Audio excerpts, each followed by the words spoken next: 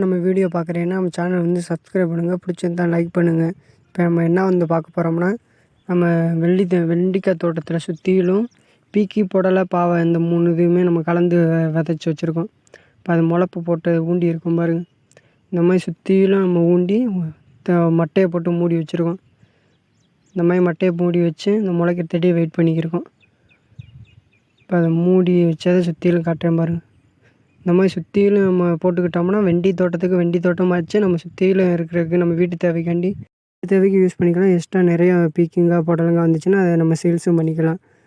இந்த மாதிரி விவசாயம் பண்ணுங்கள்.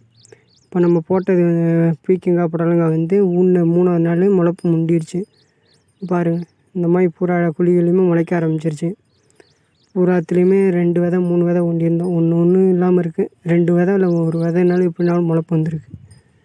இது தொடர்ந்து முளைப்பாக இருக்கு வரும். சின்ன சின்ன செடியாக முளைச்சி இப்போ தான் முண்டிக்கி இருக்குது.